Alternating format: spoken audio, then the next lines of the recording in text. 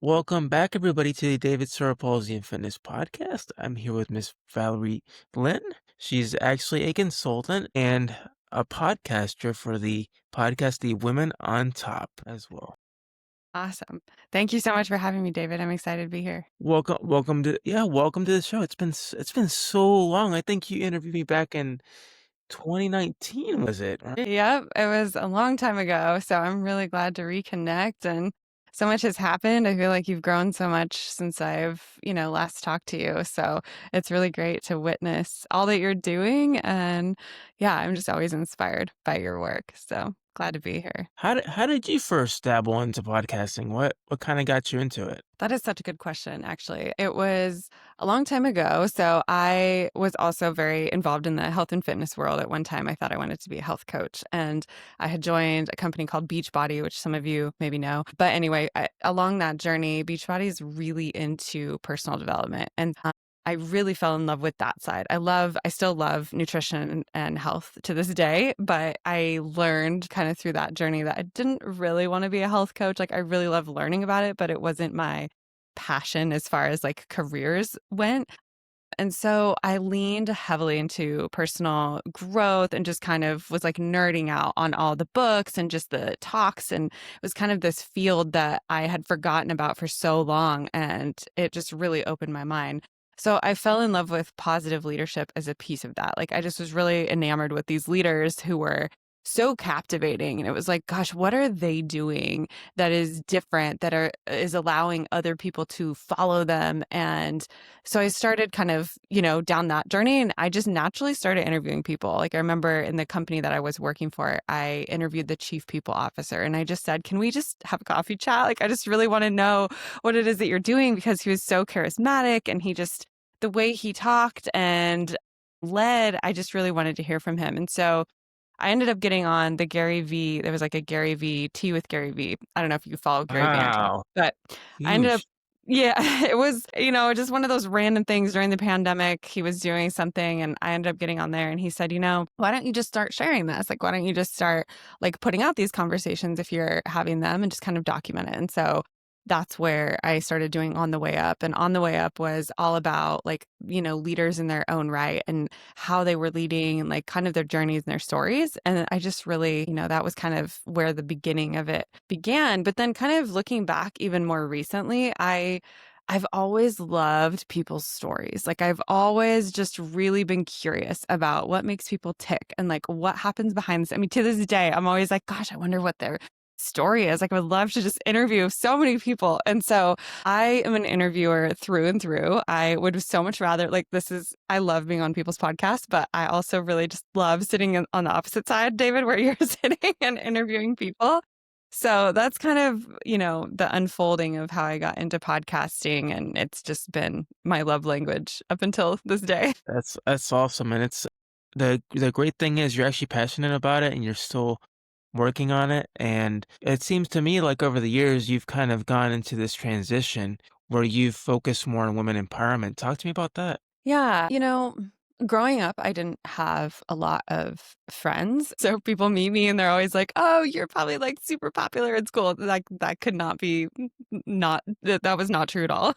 So I was not the popular kid. I was definitely like in a book and just nose to the grindstone, good grades, and didn't have a lot of friends. And then as I got into kind of my adult life and just different things that unfolded, I realized how much I was like craving having good female friends. There's nothing like having that, at least for me. And kind of along the journey, and I would say mostly kind of in the corporate world, I stumbled upon a resource group. So sometimes in corporate, there's these different like resource groups that are meant to be kind of like-minded people that are coming together and supporting each other, basically. And there was this women's resource group. And so I kind of just happened to find it.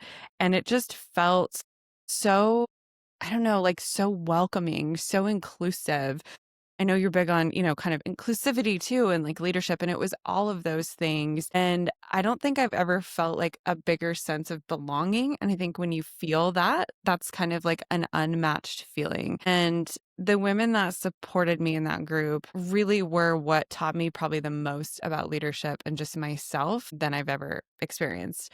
Um, And so getting involved with them and then starting to kind of support them as well and just finding different ways like how can I build community here? Like how can I be the thing that I wish existed or how can I build the thing that I wish existed? Because sometimes I think we wait for it to just come to us, but I was like, gosh, how can I create what I want? And so I started out with creating like this coffee chat series where we just would like come together and talk about personal growth topics. And, we'd kind of have this conversation and dialogue. And that event series grew into more event series. And eventually I ended up becoming the chair of the group. And so I don't know, like, I think through that whole journey, I witnessed so many instances of where women would see themselves differently or notice that they had it within them to do something more, and that spark would flicker. And it was because of other women. Like, it wasn't necessarily because of the hard skill that they needed to get, although that's, always a piece of it as well. But it was really because of other women bringing them along, and so I realized I really wanted to highlight that. I needed that. Like, I wish I had the podcast that I currently created when I was younger so that I could kind of bring women, like, almost off of the pedestal too. Like, you know how sometimes you put leaders or certain people up on this pedestal and you're like, "Oh my gosh, they're so Right. untouchable, like, they're so amazing," right? And then you talk to them and you're like, "Wow, we actually are so similar and they have had their struggles too." And that is the thing that actually I think connects us the most. So that's the long story of how I got to figure out it was women. Yeah, that's the thing about people, especially when it comes to celebrities. A lot of us don't realize that behind the camera, the glitz and the glamour, they're Yeah. just human just like us. Yeah. Yeah. You've probably had so many instances of that, right? Like interviewing people, what have you learned and seen through your experience? Oh yeah, for example, Matt Riddle, like I learned from his I think it's his girlfriend or his wife that he has a son with cerebral palsy. Uh, and I actually got to meet her last year for the first time. We got to meet in person, and she Wow. was just really grateful to have met me, and she wants to plan an charity for cerebral palsy, and so we connected, we exchanged contact information, and now hopefully we'll work on that together. That's amazing. That's amazing. And that's the incredible piece, right? About human connection. Like you can have made that happen had you not just, kind of gotten him to talk about who he really is at the core. Right, and it's with everybody, especially when it comes to interviewing people, you have to come off as genuine, like, you see a lot of these, like, YouTube channels and these people that interview, just for the juicy details, like, they don't really care about the person, they just wanna, like, grab Yeah. at the seams and try to grab at what's the hot topic out there, Yeah. versus just focusing on the individual themselves. Yes. Yeah. I'm so with you. And, sometimes I see that too with podcasts where they're trying to evoke fear or something where it just makes it really clickable. Mhm. I understand, like, we all have to compete, right? Like, part of it is, like, how do you make your content something that people want to watch or listen to? But I think that there's more to it for sure, and I love that you're highlighting that. Like, let's actually just focus on the human and their authentic story and how they're leading their life. I know, and if you notice, like, a lot of the content that society is consuming now, it's either short form or AI. Yes. And, for podcasters like us that wanna really focus on, serious topics and topics in our society, Mhm. we're not getting the recognition or being seen. We're getting kinda tossed aside. Yeah. Yeah. And I would say I agree. And also, I think we need to, it's kind of up to us in a way to continue to share our why. Like, why is this so important? Right. And what is it that matters so deeply about these conversations? Because I think that there's, visibility matters, but I also think that it's who you're visible to that matters. So, example, you and Matt Rife, right? Like, you are now connected in a way that so many other people aren't because of your podcast. Yeah, maybe you're not seen by trillions of people, right? But that connection is so deep and that matters. And so I think we need to shift the game and the definition of visibility to being more deep than wide, if that makes sense. Right, right. I completely agree with you 100%. Yeah. Yeah. And that's where honestly, like I sometimes struggle with that too, right? Like I want my podcast to be millions of downloads as well. But I also am like, okay, play the long game. We're playing the long game. And it matters so much to those people that I am connecting with and the listeners who are listening in. Like, again, the depth, but also with AI. I think that some of that is going to phase out. Like, I really believe that human connection is going to become the new currency. And so, if we can continue to double down on talking about people and their stories and who they are, that's what's going to win. So I think we need to kind of tune out the noise right now. Like forget all the fake stuff, forget all the headlines, whatever, and just keep going. Definitely, definitely.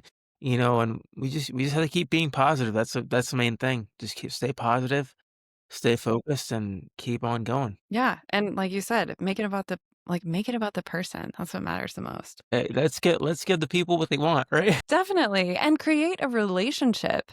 I think that's the other big thing is people are, you know, this, right? Like people are lonely, right? People are messed up.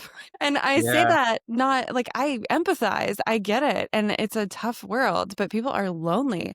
And if we can focus on those relationships more than we're focused on like, gosh, how many metrics do I have? Or like, how do I, all the things that we think matter that don't really matter. I think that we can, you know, we create wealth from that place. Like if we really can focus on the relationships. And you do such a good job of that. Like I feel like that's what you're doing with your podcast is you're just continuing to like plant those seeds and create those relationships. And that's the winning move. And one of the things I've learned too is, especially when interviewing, high profile individuals, is I don't want to just get to know the celebrity of the person you are as a celebrity, but I want to get to know who you are as a person. What do you do outside of the realm of acting, professional wrestling? You know, how do you contribute to society beyond, just that? Yeah.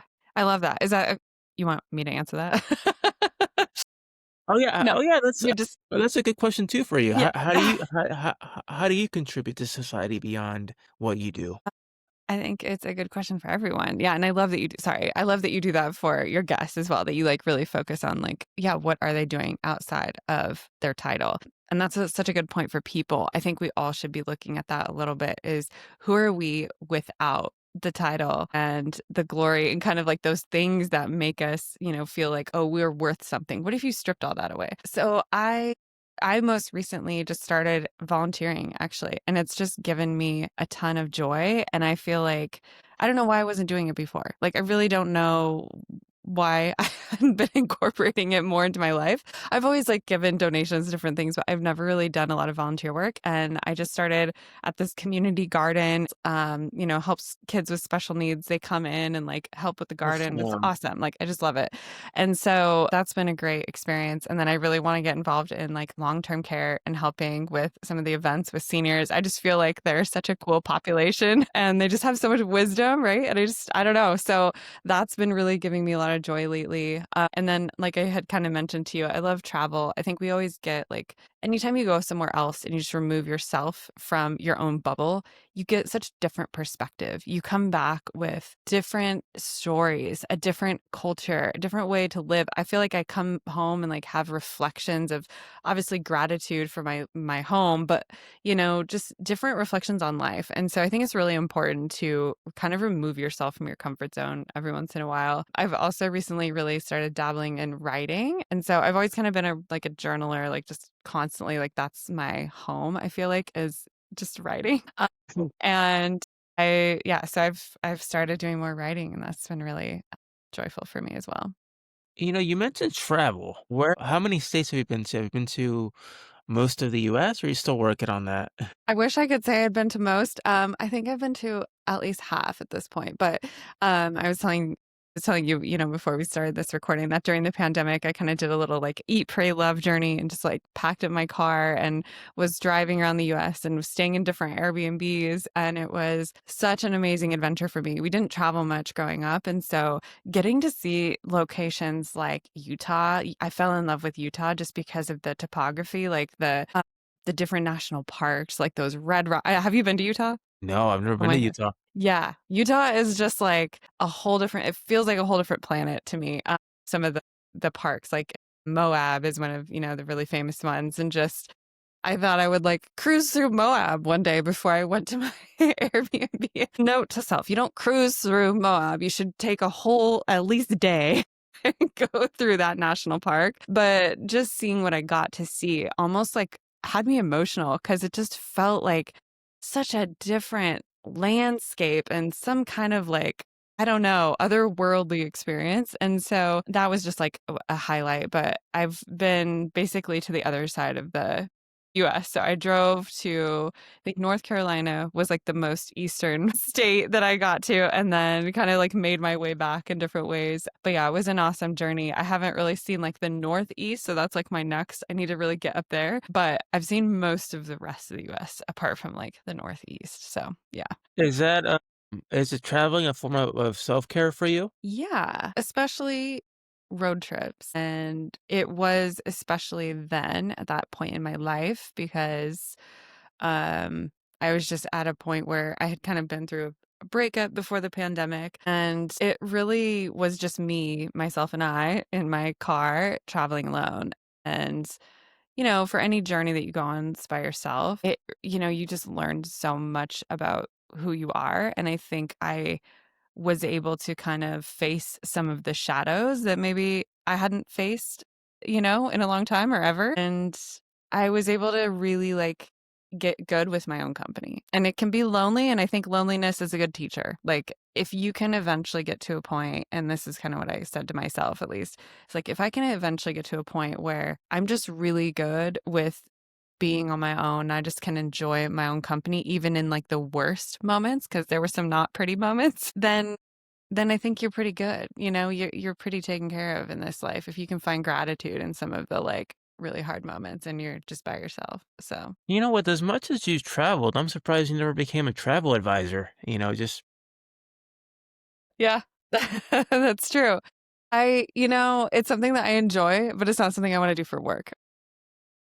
you'd rather motivate and empower women, which is Yes. something that you really enjoy. Yeah, absolutely. I would rather like build mentorship programs for women or, podcast, find ways for them to learn about leadership skills and watch them like get promoted and shoot for the sky. I would so much rather do that than be a travel advisor.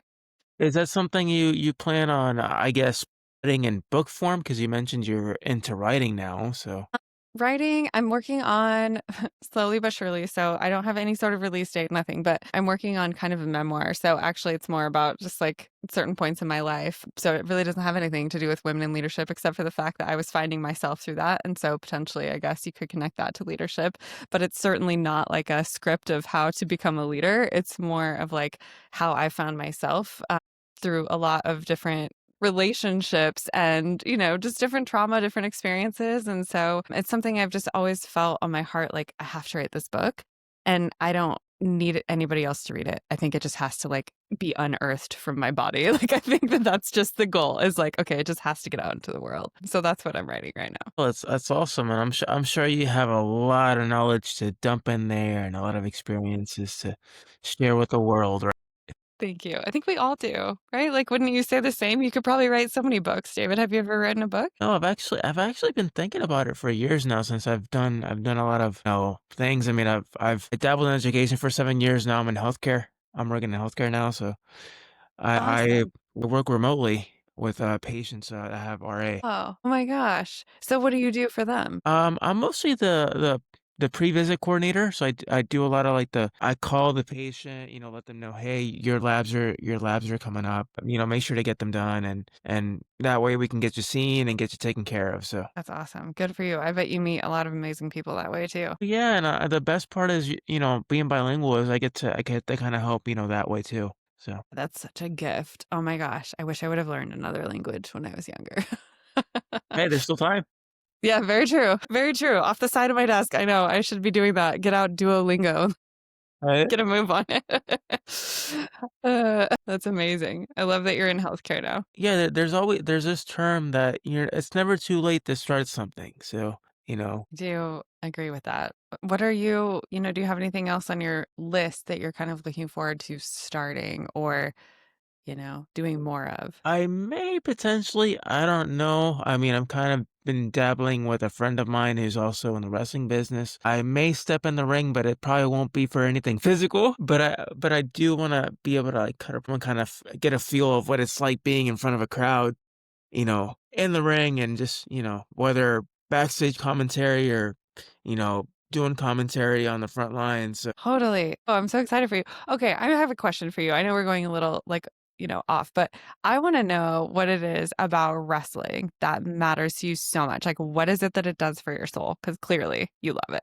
Well, I've always enjoyed it as a child when I was younger. So it's sort of like an escape of reality, because you kind of get to see people that are larger than life than you, and so being able to finally get to meet some of those people that you saw on TV is really awesome. Yeah. Is there something about like the sport itself that you feel like is really unique or special? The fact that you get to really connect with people that have common ground with you, something that you enjoy, being able to kind of discuss topics, storylines, you Yeah. know Yeah.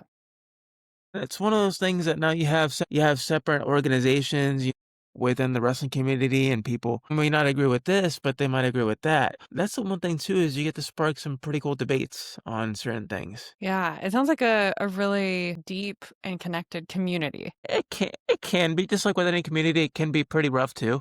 You Yeah. know, and you can face some pretty rough and harsh criticism, which I'm not new to. I'm kind of used to it. So with Yeah. anything. Good for you. Maybe you kind of enjoy it in a way. Yeah, yeah, it's one of those things that, you can't let it get to you. You gotta let it roll off your shoulder. It's just Yeah. somebody saying something, you know? Yeah, absolutely. Who's like, somebody, that you really admire in the wrestling community that you look up to, and why? Ooh, there's so many of them. Oh, man, but if I had to have one, well, there's two actually. There's my friend Ken Sticks Ray. He has cerebral palsy. He has wrestled too, but he also does wrestling commentary. And he and I, over the last 2 years, have gotten really, really close. Like we text each other every once in a while, about certain things. It doesn't have to be necessarily wrestling. Mm. But we kind of feed off each other, like we'll give each other advice and he'll give me advice and he's like, you're a great podcaster. He got me the interview with Matt Riddle 2 years ago, Mm. because I was there for doing media for the first time. And I was nervous I was a nervous wreck. I wasn't sure how to approach certain people. I Yeah. was trying to be as calm as composed as possible. And he goes up to me and he says, David, who do you wanna interview? He's like, "It Mm. doesn't matter, just tell me, who do you wanna interview?" Well, Wow. honestly, anybody.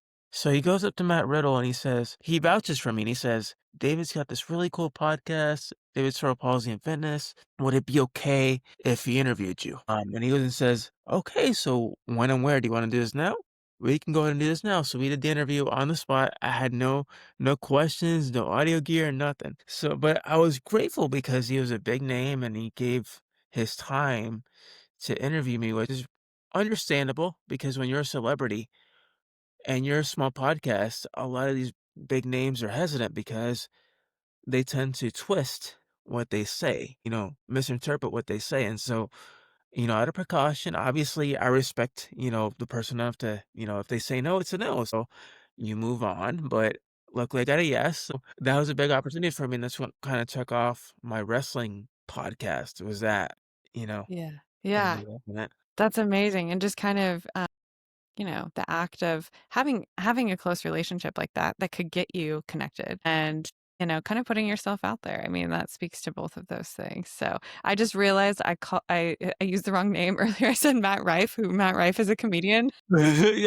Speaking about Matt Rife, Matt Rife is awesome. Matt Riddle, sorry. I just like people Yeah, are it's okay. listening. Obviously, I'm not a wrestling person, so No, no, it's okay. Yeah, speaking about Matt Rife, off topic, he's an awesome I love his comedy. He's hilarious, especially with, how he incorporates, disabled people in his comedy, that's pretty cool. Yeah, yeah, and, pretty tactfully for the most part. Anyway, so sorry about that. Oh, no, it's okay, it's okay. Hey hey, I love when people can be themselves, Yeah, good. I'm not one of those, "Hey, you said this wrong."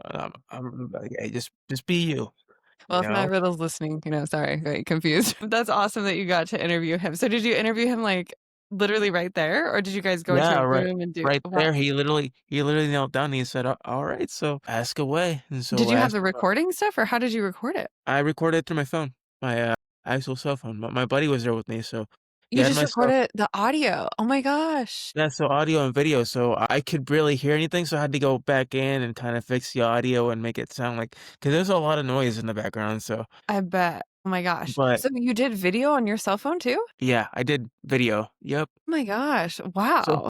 he actually wrestled for WWE fairly recently, so we kinda focused on that, Great. focused on his journey in wrestling, and then a year later, that's when I met his significant other who's he's with, and so we kinda connected together, so it's pretty cool. That's amazing.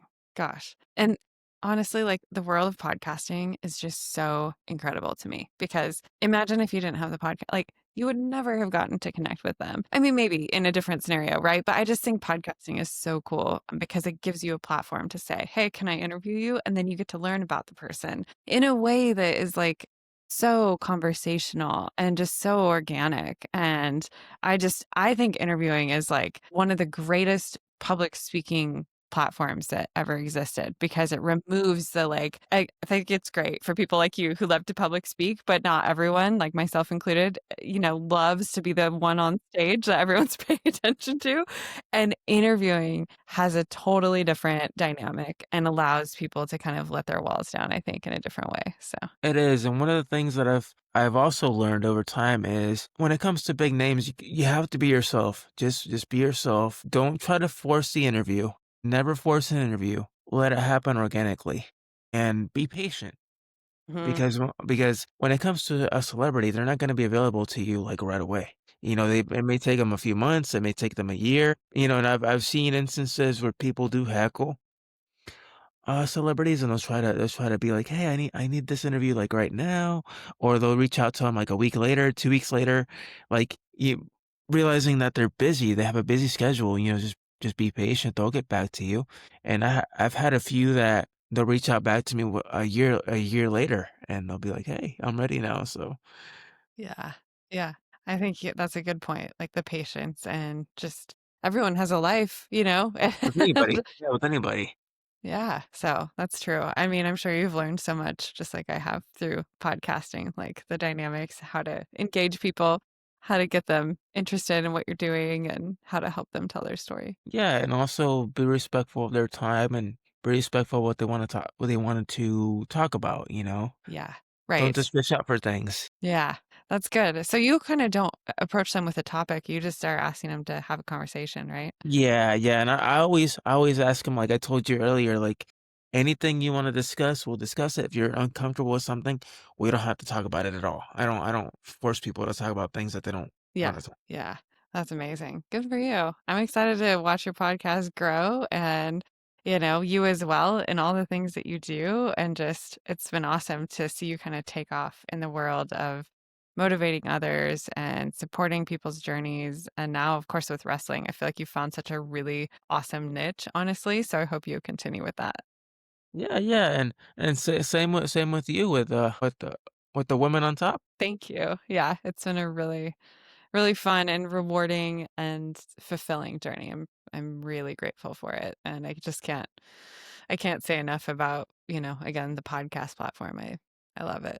So, So what are some resources that you have that my listeners can reach out to you, website, social media that you have that they can reach out to you about questions, yeah. maybe Yeah. book you for a consultation. Sure. So I do have a little website. It's just www.thewomenontop.com, where you can learn more about the podcast and a little bit of who we are, what we do. And then all my contacts are on there as well. So you can find me on social media. And I honestly love chatting with people. So if you just want to hit me up in the DMs or whatever, just to say hi, I love that. You can find me on Instagram at the Women on Top podcast. And then I'm on LinkedIn under Valerie Lynn Cordes. So those are a couple of ways you can reach out to me. And I'm always here to support you no matter who you are. So, yeah. Well, Valerie, thank you for your time, and it's been wonderful to have you on here. Yeah, it's been such a blessing to connect with you, David. Thank you so much for inviting me. And you're just such a ray of light. And I hope you keep bringing that to the world because it's so needed right now. Hey, especially in 2025, we got to keep it going. Right? Absolutely. Absolutely. Which you are. You're providing hope for so many people. So thank you. It's up to us to make a difference. Yeah, very true. It's up to all of us. All right. Well, you all, if you want to listen to this podcast, you can go on Spotify, iTunes, any other major podcasting outlet out there. It'll also be available on YouTube. And as always, until next time, and stay blessed. Thanks, Valerie. Yeah. Thanks, David. Bye.